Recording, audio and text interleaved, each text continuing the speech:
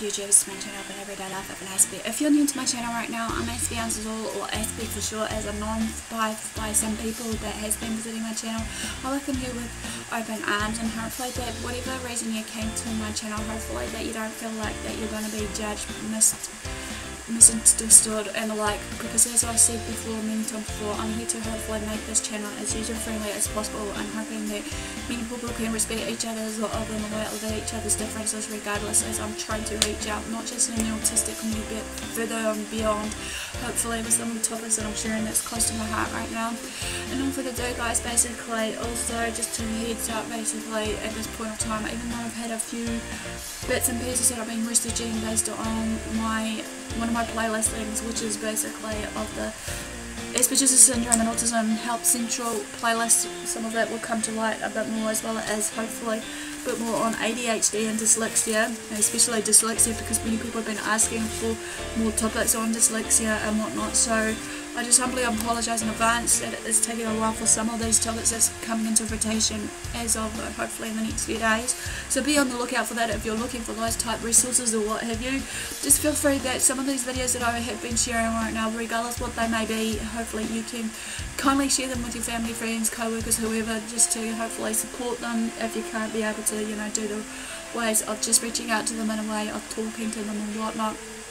But in some of the videos, as I've said, on the mental health and awareness especially, if you see anything that looks, you know, really scary, or just feel that you're out of touch with them, and you feel that some of the signs that I share, especially in those mental health illness ones that I did in the past, basically shows irritation, or like seek professional help, or help them to seek professional help, even though I know for some of the stuff that I've shared also is based on my life experiences versus basically just some of my training that I did in youth line, and hopefully some of that will be of use to and value to you as a learning aid tool or what have you, and hopefully that we can connect one way or another, getting to know each other behind the screen and off the screen, hopefully, if I do get the chance to meet any of you in the near future.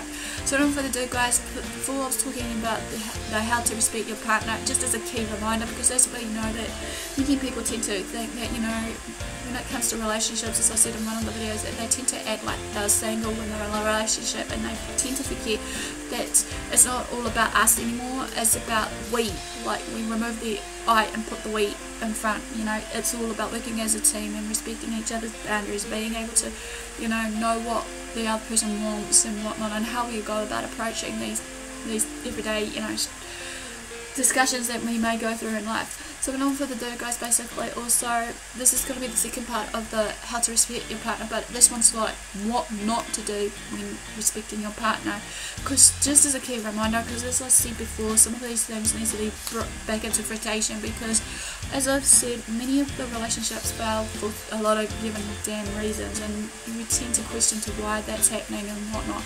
But then again, you know, maybe there was a hidden reason behind it all, but we can't always blame the other half. We need to tend to question it through it all, and if we're willing to actually, you know, want to go through with this relationship further, we need to at least discuss where we're at with the partner, and hopefully maybe to, if it was time to let go, just to do that. But no further ado, guys, this is knowing what not to do and respecting your partner's relationship, so let's go. Okay, knowing what not to do is my next part of, you know, how to respect your partner. Number one, I get this all the time when I used to be dating and in relationships. Do not demean your partner in public. One way to really majorly disrespect your partner is to be mean or criticise them in public, you know, criticise them in a way of to make them so small, especially in front of your friends and family. It was this will really show you your true character if you did this, however, of disrespecting them in a way of demeaning them or giving them the, you know, hard time about it. For example, about, you know, maybe you're demeaning them about their size or weight, you may be demeaning them in a way of how they talk or how they think or what they say, you know. I've heard this so many times before, but, you know, I try to just push on and do what I can. I know I'm different, I know I'm hard, sometimes for some people hard to understand and all that, but I'm sure that there will come to time that there will be a few others that will actually understand me for me, because I'm trying to learn to understand others and reach their needs and goals. Okay, as I said before, you need to look at each other as a team, not a I factor. Okay, if you have any issues with them, do raise them up in privacy of your own home, not in front of other people, because then, as I said before, some of this stuff needs to be behind closed doors to discuss everything. Saying mean things to them in front of others or snapping at them in public will make them feel terrible and resent you. It will make your friends and family uncomfortable, and then that might turn for the worse, that, you know, they'll might think that you're just a mean person over again if they came out of an abusive relationship. Here's an example. Or another one is that it will make their friends think, why did that friend of theirs go out with you in the first place, and being in that relationship, what they see in you, or what your partner saw in you that, you know, the friends, family members didn't see in you as a person, if that makes sense, in the way of your character, your traits and your behaviour and all that. But anyway, enough of that. But if you can do snap at your partner in public, make sure you do apologise. Not everyone can keep their cool all the time, however, let's be online, you know. Some can act cool, come collected, and just, you know, pretend very well that nothing's going on when we know the thing. Okay, instead of calling your partner names or demeaning them in public, try casually praising them, make them feel better in front of others. It's important. Okay, number 2, don't say terrible things about your partner to a friend. Okay, I'll admit, a long time ago when I've been struggling with some of my relationships, I've been sharing my problems with my friends or family or whoever that comes in my path, because I felt that I wasn't being listened to. I felt it really hurt to the point that I was almost at a breaking point, thinking, you know, was it time to cut ties with that person, which in some parts I wasn't grateful that I did. But, you know, along the same lines, you shouldn't say to friends and family all of your dirty secrets or complain about the 50 and most annoying things your partner does, and as what someone said to me. Girls are bad for that. They like creating dramas, they like to, you know, gossip, they like to whatever, but we're both 50-50 splits in the wrong. I guarantee that you males, to put this here as a run, do the same. You go out drinking with your mates on a Saturday night, say, oh, my missus doesn't do this for me, I just, you know, blah blah blah, or whatever it may be that you may be thinking or saying to your mates. But come on, we're both, you know, at fault here as well. We are both to blame as much as ourselves here. I'll put my hands up right now, I'm one of them, despite that I do struggle to this point. Though you can come to your loved ones for advice when you're really struggling. If you get in the habit of bad-mouthing your partner to others all the time, however, then it will make both of them in your relationship look bad. If you're demeaning them when they are not around, it shows that you don't respect them very much. Think about how you would feel if your partner was always saying terrible things about you to their friends. That would make feel like major disrespect towards you, wouldn't it? Okay, number 3. Don't talk about members of the opposite sex in a disrespectful manner. I get this all the time, even if guys say they're playing, you know, with us girls, you know, but our size, weight and stuff, they need to basically think before they do. And this goes maybe for us females too, but majority of the time I see it's mostly the males at fault. Maybe I could be wrong, but then again, you know, many people can argue this fact with me, but this is just what I've seen and heard and been through in my time when I've been in a relationship. But anyway, another way to show your partner major disrespect is to talk about members of the opposite sex in a disrespectful manner. Okay, so we're not perfect, right? You know, we make mistakes and we can't stop appreciating other beautiful people around us when we're madly in love, you know. That said, we're done. If you go around and talking about all the hot girls or cute guys you're sending, yeah, this is bound to make your partner feel bad, and is a major sign of disrespect towards them. This is especially disrespectful if you do it in front of your partner and your friends. It shows that you don't really take your relationship really seriously. Of course, some people are much more sensitive about this kind of thing than others, but you should still avoid it as another given rule. Another one is when your partner isn't around, you shouldn't talk about all the hot guys or girls in your orbit in front of your friends either, you know.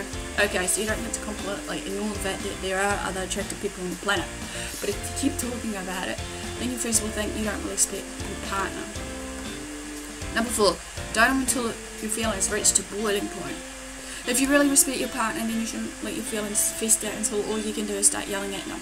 If something is really bothering you, then you should give your partner the basic respect of wanting to sit down and have a serious conversation about it. Don't just wait for your partner to guess what's bothering you or bring it up when you're out in public or just when you can't take it anymore, because you know when it's reached boiling point, that's it. Sparks begins to fly and everything else. Again, this will show it's not respectful towards you or partner or your relationship. And even so, you know, when it comes down to that point in time, also, if you, like I said in one of the videos, communication, put it, we all ain't mind readers. We don't know what you want, we don't know what you're thinking, we don't know how you're feeling and all that. Sometimes, like I said in one of my videos, especially for us autistics, I'm entitled to call us that label, that, you know, some of us can't read feelings and emotions, some of us may not be able to read body language, you know, so that's why some of us are still probably learning it. And even if we do get to the point that we're really bugging you, please let us know, you know. Okay, what I see here is if you don't really talk about the things though, however, that are really bothering you, then you're likely to be passive aggressive towards your partner, which is not always respectful. Even if you're having a really busy week, you should make time to talk about something if it's really bothering you. If your partner were angry with you, you would want to know too though, wouldn't you? So it's all about giving them take pen here. 5. Don't take your partner for granted. This is the last one of what not to do in the way of disrespecting, knowing what not to do in the way of respecting. Don't take your partner for granted. Remember the sweet things they do for you and how much you appreciate them. This helps your attitude and shows that your relationship has had a positive impact on your life. Work on making loving choices and showing them how much you care for them every single day. You may not even realise that you've been taking your partner for granted though, however, until you sit back and realise that you can't even remember the last time you said a kind word to them, or the words, 3 words, I love you. Make sure that your partner knows exactly how much you care for them, no matter how busy you are in your week, you know, or like a simple gestures maybe, of showing that you do love them and you've been thinking of them. These, like, even if you didn't know that they had a bad day, you know, phone up a flowers shop and, you know, get delivering them to hopefully deliver them to their workplace and whatnot. You know, everybody deserves to be treated the right way and all that, as we know. But enough further ado, guys, that ends of the second part of maybe the how not to of the, you know, respecting your partner.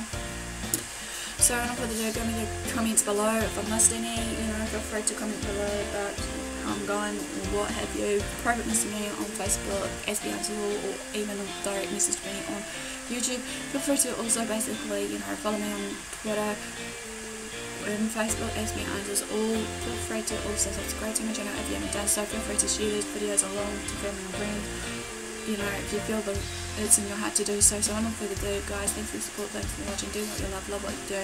Till next time, I'll see you again soon.